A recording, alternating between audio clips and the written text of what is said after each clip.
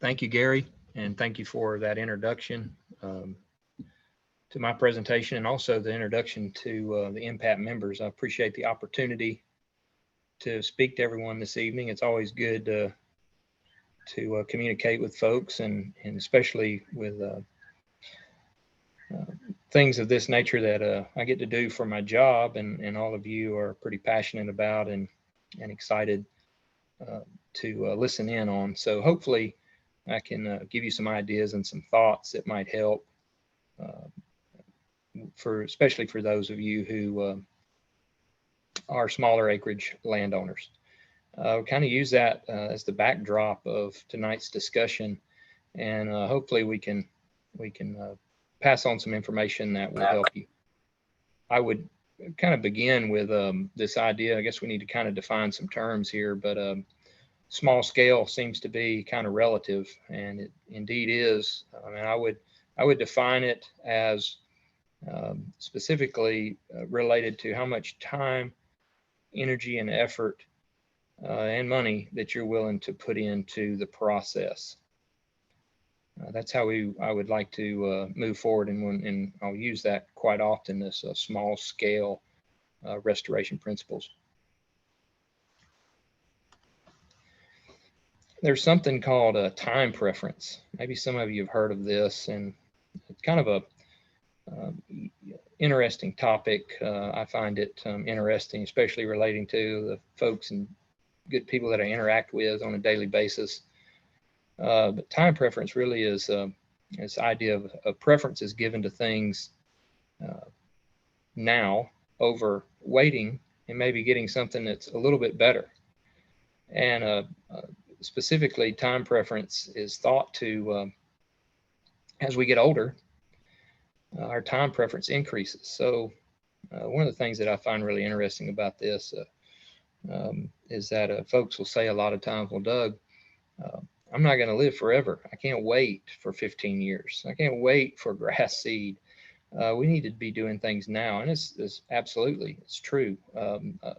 Some of the other comments that I get that would be, well, I'm going to retire in a couple years. Maybe I'll go to fixed income. I need to be doing something now.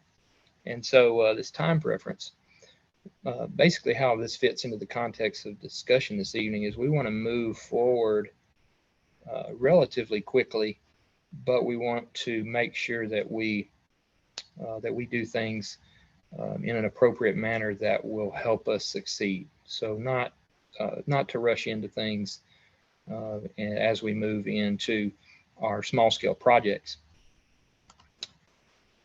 On the topic of time, if we were to look at the state of Texas as a whole, one might say that time hasn't really been good for the landscape.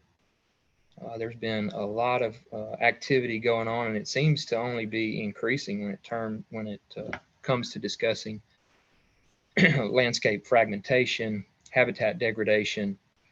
We know prior to 2017, the population of Texas was increasing dramatically from folks moving from all over the states, and it seems that the data suggests that even after 2020, that maybe that even accelerated a little bit more.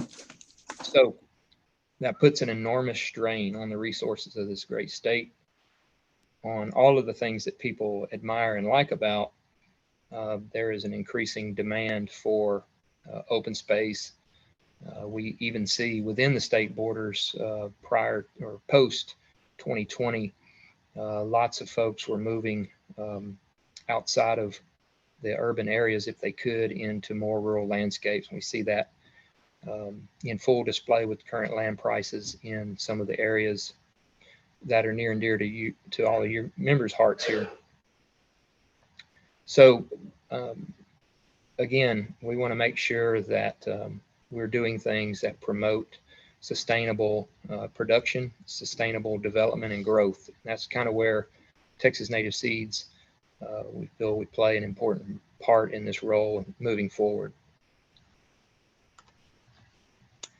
If you are to do a search and your chosen search engine for native prairie restoration or native grassland restoration. Using any of that terminology, you'll find quite a bit of information, a lot of good information. I would say out of the top 5 returns that you get, a couple of those are going to be from way up north, probably Minnesota, Iowa, those type places where we've really always been the epicenter, if you will, of prairie restoration and research.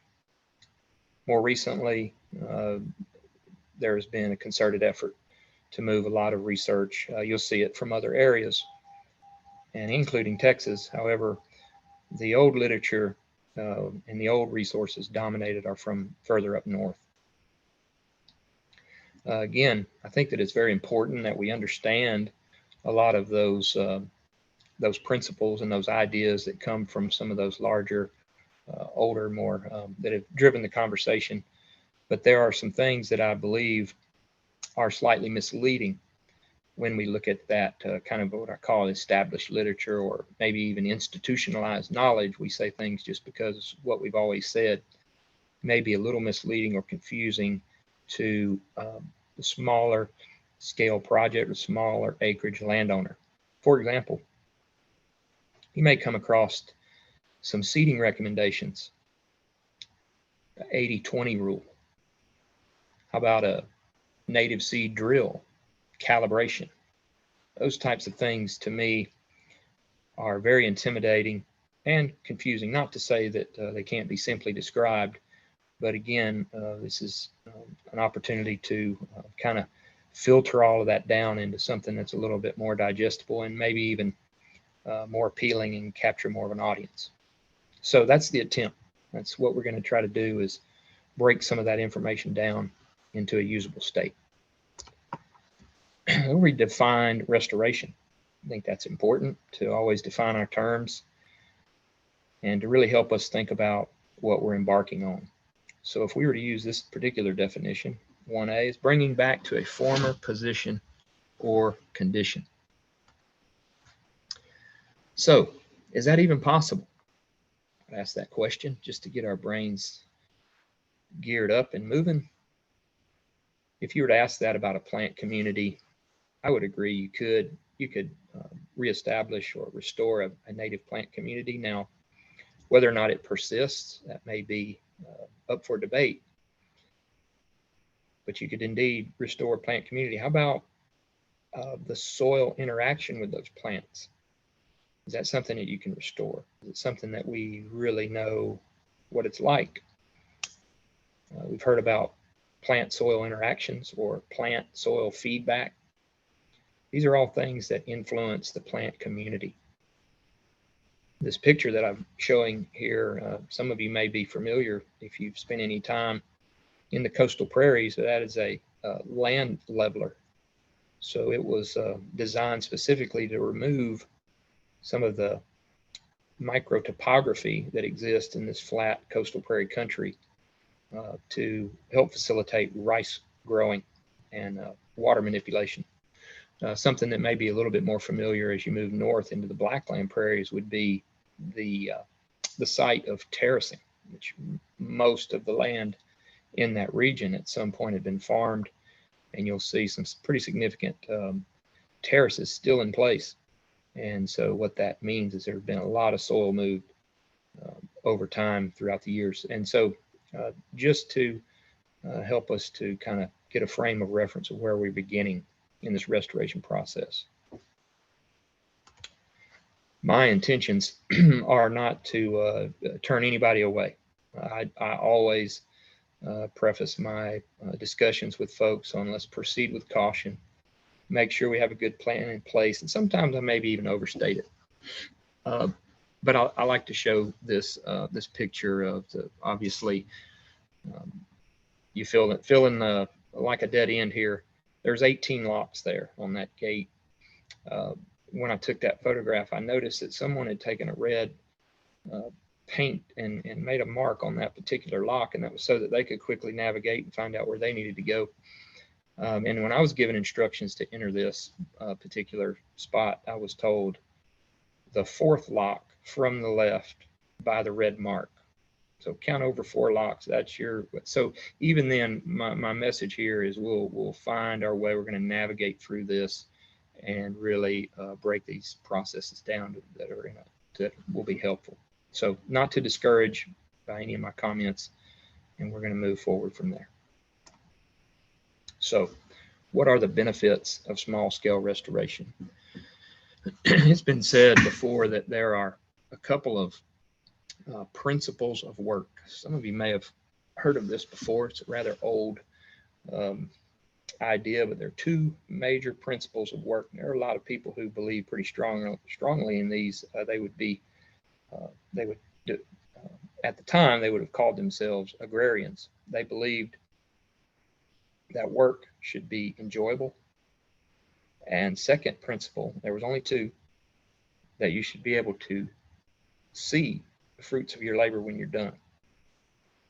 I think that the small scale projects really capture both of those principles, and interacting with people who are doing these types of things, it really, I think there's something to that. Most folks really enjoy getting their hands dirty, and then when at the end of the day or the end of the work period, they say, look what we accomplished. So therein lies the small scale restoration efforts. Lots of good, rewarding work, and it doesn't have to be a huge chunk. Maybe to make an ecological difference, but we are playing the long game here, and I think there's a lot to be said for the small scale restoration projects. A scaled down approach is very useful in determining the effectiveness of your work. Your treatment and your control prior to planting is very important. A lot of times this would be called seed bed preparation. When you're dealing with small scale projects, these are often easy to accomplish. Now, again, we define what small scale is, but often we can bite off more than we chew. Our intentions are good. However, it doesn't take long to figure out that it's not very enjoyable when you're trying to do treatment and control in an area that you may be a little bit too large for you to handle. The seeding, along the same lines, once seeding is made, these smaller scale projects and these plots, the seeding is easy to identify, the seedlings that are germinating, and it's a way that we can keep our eyes and monitor things going forward. Again, the smaller the plot, the easier and more feasible this is. And then, of course, depending on how you value your time, the inputs are typically a little bit lower, or in some cases a lot lower with the smaller plots. And finally, the successes of these can be applied to larger scale work. One of the things that we talk about in small scale restoration is that you can use those almost as on your own land. You can use those as kind of what we would refer to as pilot studies or feasibility studies to really gain insight into how well things work, how well things didn't work, and then moving forward, if and when you decide to scale up and do something larger or do another one, you kind of know what to avoid and what to take advantage of in your process. So there are some drawbacks.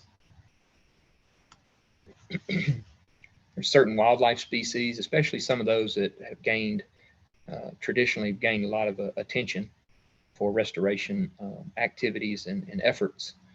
Species such as bobwhite quail may not benefit from these small scale projects. And some species, some of the other bird species, may even seem negligible. However, we do know that there's gaining interest in other species and insects and other wildlife species that we feel pretty strongly are able to benefit and take advantage of some of these smaller scale restoration projects. Another drawback of these are that the typical cost share programs are usually unavailable. There's oftentimes there's some sort of threshold in acreage, and we understand why that is. A lot of times those cost share programs are trying to get as much bang for the buck, so to speak, as they can.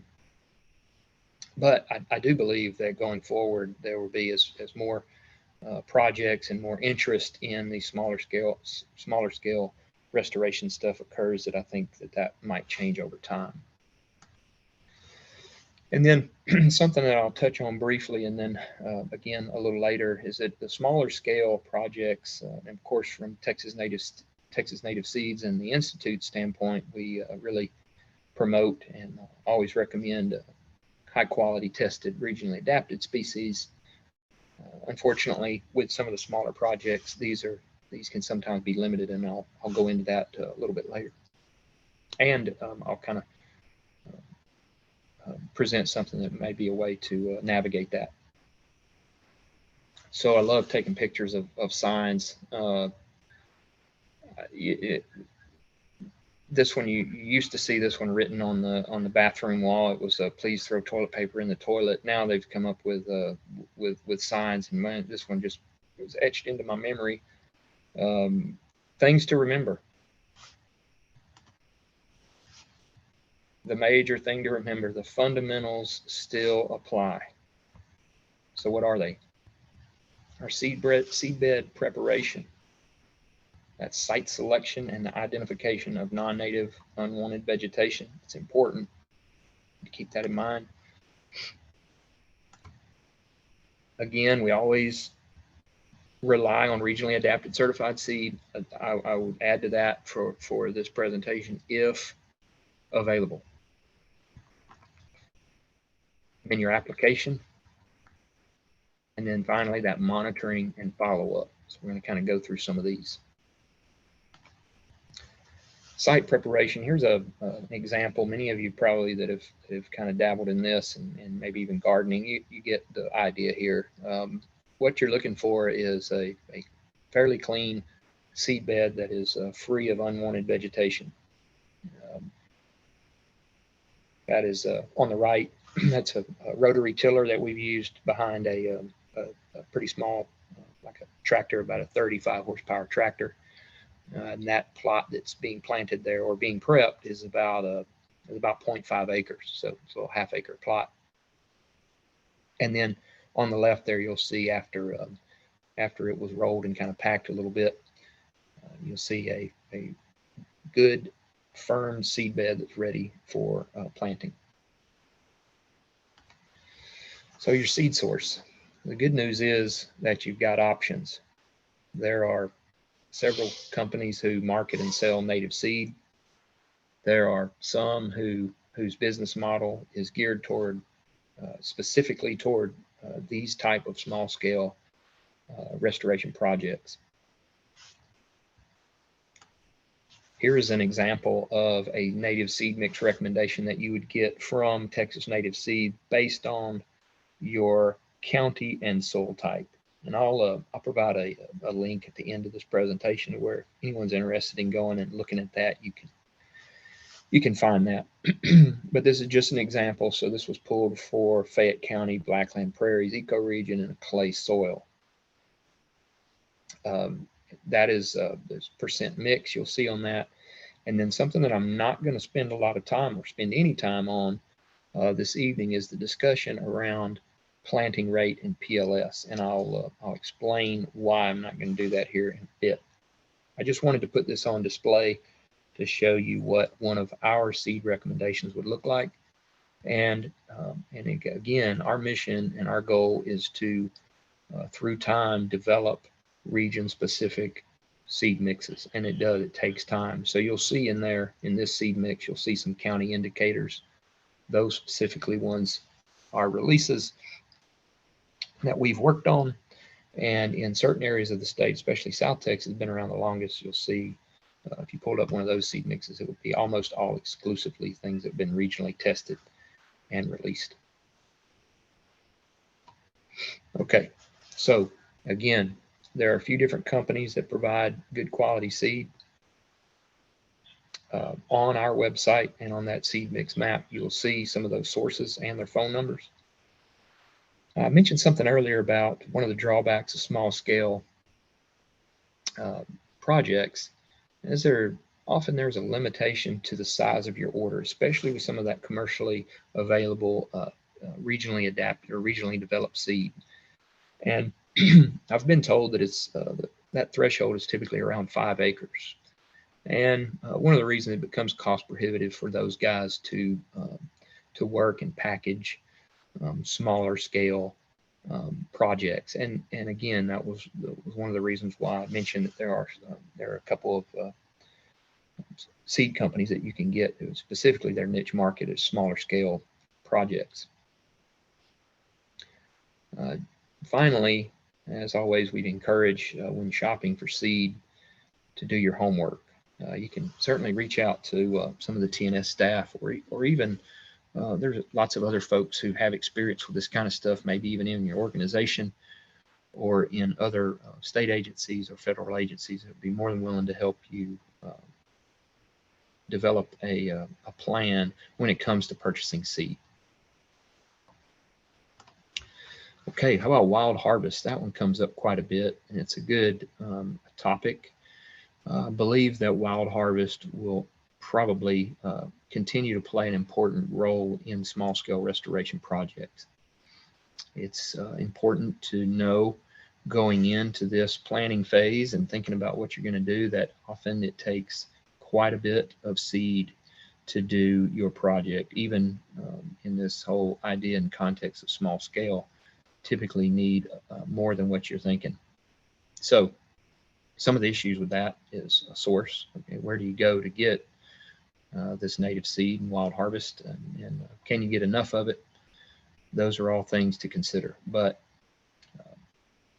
frankly speaking, the wild harvest will always play a role.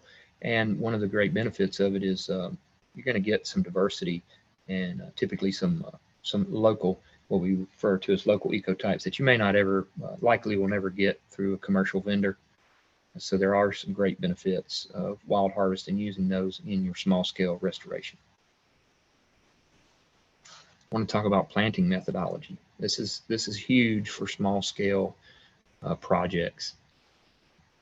I mentioned earlier that some of the things that can be seem so intimidating to a lot of folks is when you see recommendations and they say things like a native seed drill is recommended.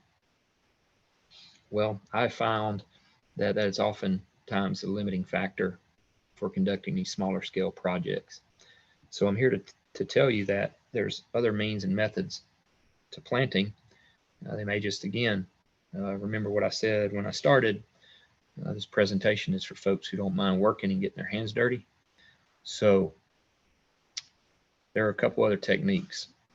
And one of those techniques was actually included in a study in South Texas several years ago. And what they found was comparing 3 techniques. One was a native seed drill, one was hydro seeding, and then lastly was a cone spreader. Okay, a lot more common. Many of you know what that is. And what they found through that study was that there were the differences in seedling and plant establishment were negligible, which is good news. So in the top right, you'll see a cone type or a cone spreader. This particular one's operated off of a PTO of a tractor. And normally what you'll see in recommendations for a cone spreader is some sort of additive to help bind some of that really fluffy native seed. With broadcast seeding, your uniformity will be lacking. That's something that you have to take into consideration, be willing to accept. This term calibration, which I would kind of loosely define as the amount of seed that you're putting out in a given area, is difficult, if not impossible, with the cone spreader, at least precise calibration. You could, and I'll kind of go into that a little bit later, but a cone spreader will work. Along those same lines, hand spreading, which is probably going to be one of the most easily obtained methods. Everybody's got them and willing to use them. So hand spreading native seed, there's some considerations in both of these. Obviously, you're going to want to take into consideration wind while you're planting. That's very important. But with hand spreading seed, obviously the things like sawdust or rice hulls have been recommended to include in your cone spreader. You don't need that. Again, hand spreading is very common with these smaller plots. One thing that I would suggest that you do or consider is, again, you cannot calibrate, but you can get a rough idea. So I mentioned to you that I wasn't going to talk about PLS, and PLS means pure live seed. And our recommendations typically for a native seed drill are based on 20 pure live seed per square foot. Well, when you're doing this by hand, you have no way of knowing how many pure live seed you're putting out per square foot. In fact, 1 square foot compared to the next square foot could be drastically different. Remember, I mentioned about uniformity. So one of the things that you can do, and I've actually done this, is you can spread your seed out in your plot, and then you can gauge or make an estimate of how many seeds you're putting out in a given area. And that's kind of how you would operate both of these techniques. You're just going to be looking at coverage, and what is an acceptable amount is really subjective. Some people will say, when they're given recommendations, so you get a hold of a seed mix, maybe off of our website, and you call one of the seed vendors, it would be important to tell them that you're going to do it via broadcast spreading. So normally what would happen in that instance is they would recommend that you double the rate. Okay, there's a couple of reasons why we would, and we agree, we recommend that you double the rate, because with these type methods you're going to get less precise seed to soil contact. And then I've even heard some people who have done some of this stuff would say, I'll triple the seed rate. Of course, it's important to remember each time you do that, your price increases on that seed that you've purchased. So those are some things to consider. These are two important techniques, and not sure how many of you have seen these. Maybe some of you have actually even used some of them. I've found the one on the right there, that is it's actually made by Truax. It's kind of a hybrid of the old bag style spreader that would hang around your neck, and then you have inside of that auger that will keep that fluffy seed moving through your slinger. The one on the right is a kind of a neck, goes around your neck or shoulder. This one on the left would be mounted on the back of a UTV or an ATV. And at least 2-3 years ago, there was one of the seed companies would loan this out if you had purchased seed from them, or for a small fee. So there's some other options there. I don't know if any of you have ever tried a bag spreader, the old traditional soft bag spreader, but they simply won't work. So here's another option for you. Boy, I get a lot of questions about this too. Planting methodology. How about transplants? And yeah, another effective method. If you have a really high time preference and you like to see the results very quickly, this is about as fast as it gets. The idea behind this is finding some local populations that are maybe in a right of way or about to be destroyed, and getting permission or getting access to those and moving them into another area. And really kind of, it's interesting to consider that an approach like this can be used to restore prairie, even smaller scale. I talk about a lot of work, but one of the things that I realized with this method, and actually coming into visiting with a landowner who had kind of embarked on this, was there is a lot of pine trees in East Texas that are planted by hand, thousands of acres. And if you look back, it's like, man, that's a thick stand of pine trees. Why couldn't the same thing be done again? If you depending on how you value your particular time and labor, it can be done. And I'll give you an example here. In one of the coastal prairie counties, this particular individual, he was one of those who was maybe you could say impatient or had a high time preference. He was not willing to wait 3 years or 5 years or 7 years. We always kept telling him, just wait, just wait. He started his own by transplants. This picture doesn't do a whole lot of justice, but what you would see is that darker line where the little blue stem really picks up in its density. That was the second planting. So he decided to do quite a bit thicker. This was on transect, kind of at about a 5-foot center, if I'm not mistaken, those back ones. And this front was one of his first ones, and he lost some to some dry period, but he really refined his technique there. And he did this mostly with some hired help, but he got himself a prairie in pretty short order. I think this is about 6 or 7 years old now, and now he's going back in and trying to increase diversity with some other species. So very, very, very interesting approach, and what may seem to some as a crazy idea, it's not that crazy. So to kind of wind down with all of this, and there was something that was mentioned in the introduction to tonight's topic, and that is the effort of groups like this. There are other groups out there. Wow, they're such an inspiration. The work that they do, they volunteer their time, they're passionate. So I kind of have this idea, these small scale projects and the cooperative effort. Man, they really kind of use the idea of the economies of scale.